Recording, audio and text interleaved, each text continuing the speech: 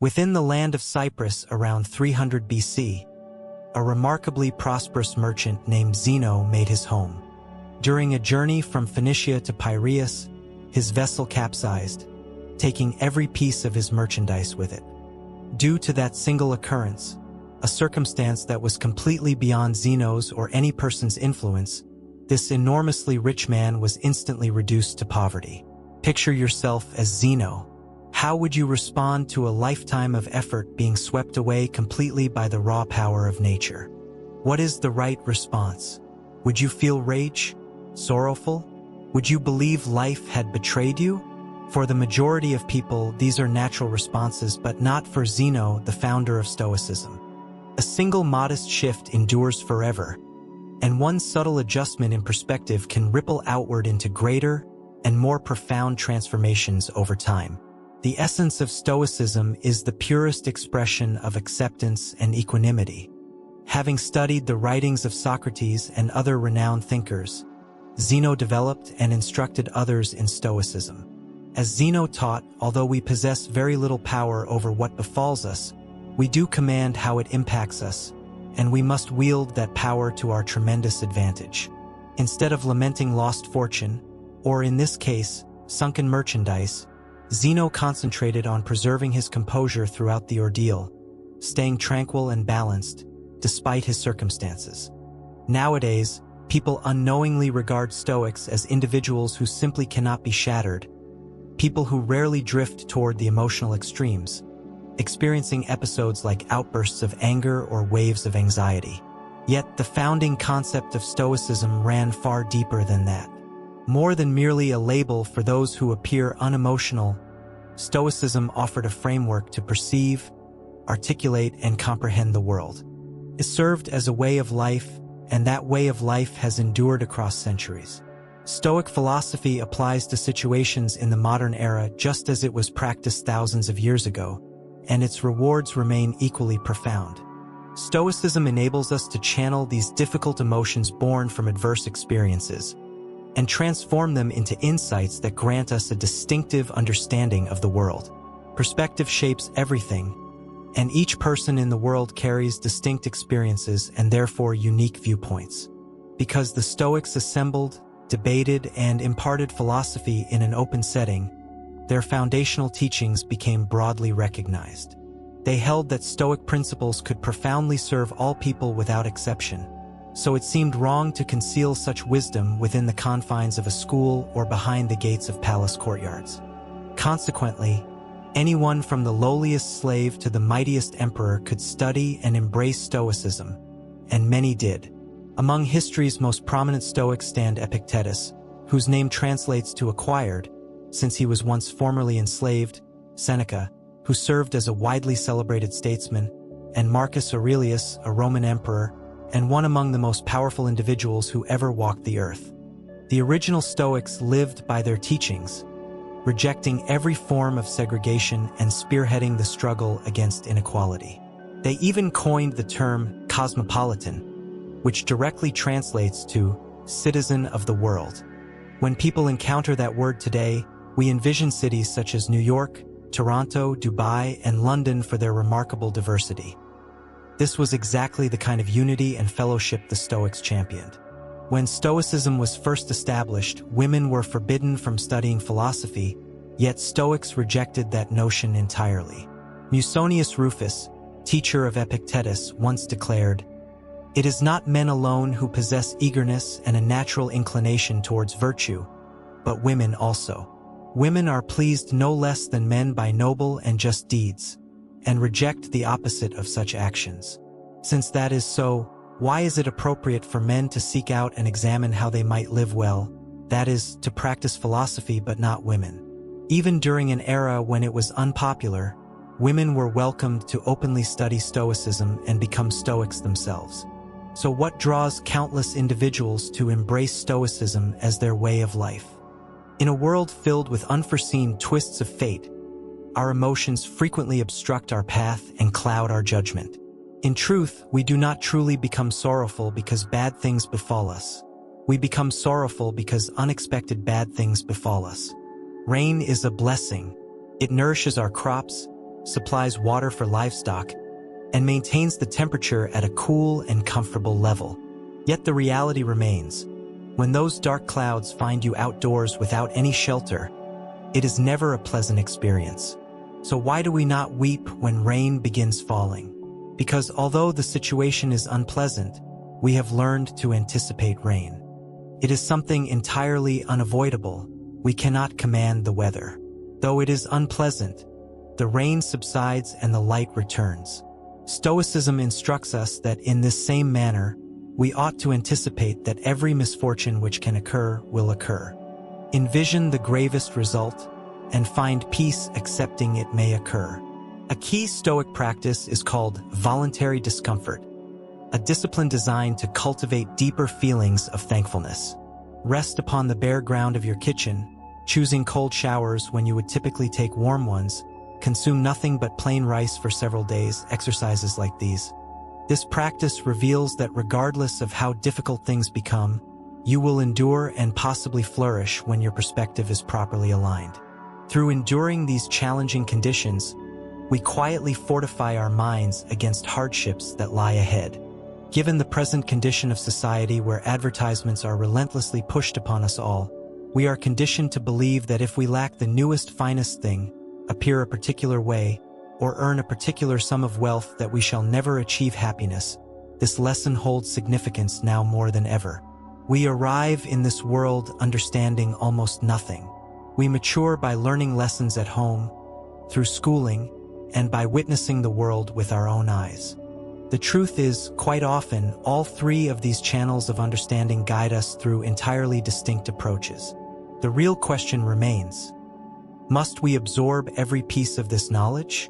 Should we accept everything, we may unwittingly establish impossible standards for our lives, rendering us profoundly disappointed and unfulfilled in the end. That is no way to exist. We ought instead focus on bettering ourselves, for ourselves. We must act for our own benefit, and solely for that purpose. Binding any outside expectation or additional attachment to our actions nearly always results in deep disappointment. More often than not, we attempt to fill that inner void with material possessions. Spending all your wealth on a luxurious chariot, a grand estate, or even beginning a family. At times we pursue all these endeavors for their outward worth, rather than their inner significance. Stoicism instructs that when you pursue life through this lens, you surrender your happiness to outside powers, powers that will inevitably fail you. Chariots inevitably shatter, natural catastrophes obliterate whole cities, and bonds between partners dissolve more frequently with each passing year. Yet even those things freely given carry a hidden price.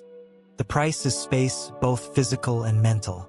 As Seneca once stated, choosing to live with less opens room in your life for what genuinely holds meaning for you. Rather, we must anchor our happiness in our inherent worth as human beings, not in anything we possess or can materially obtain.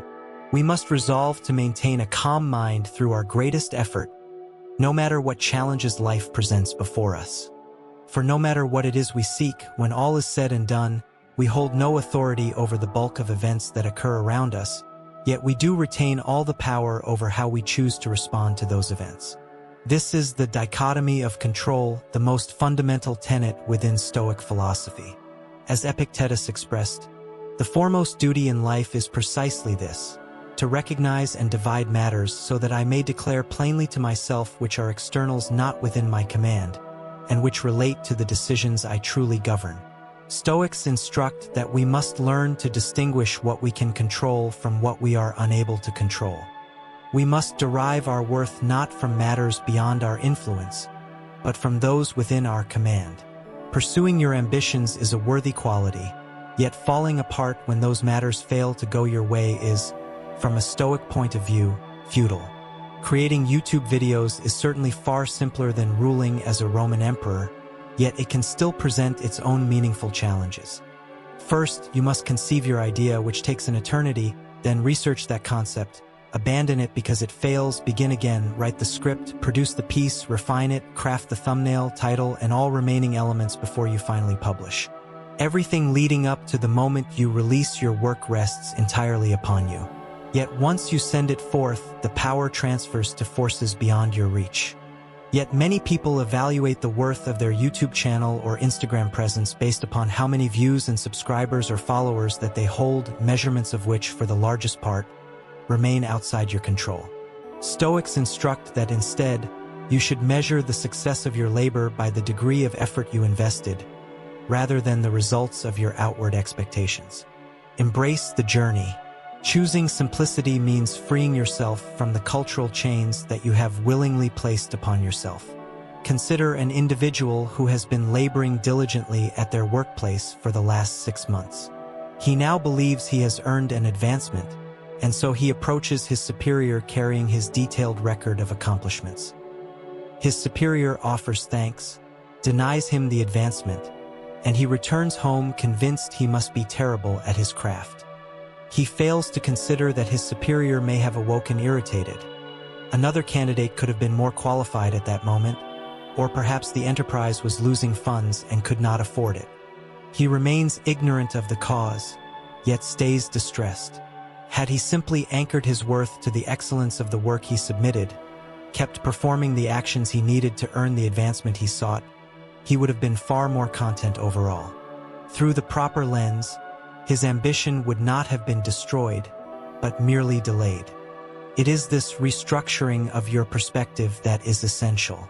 A genuine Stoic does not measure their achievements based on the monetary profits of their endeavors, but finds solace in knowing that they can lead a fulfilling existence without all the possessions that wealth can acquire.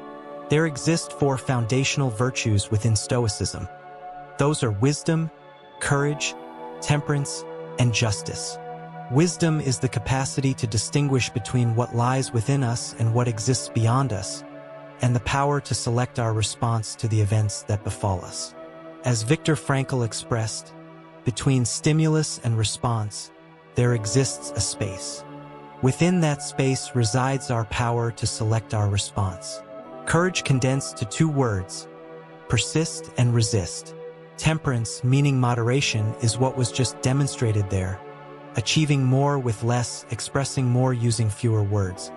While powerful magnates compete for supremacy atop the wealthiest rankings, Stoics maintain that the boundary of riches should merely be possessing what is essential, and then afterward having what is truly sufficient. Justice stands as the most essential of all the virtues.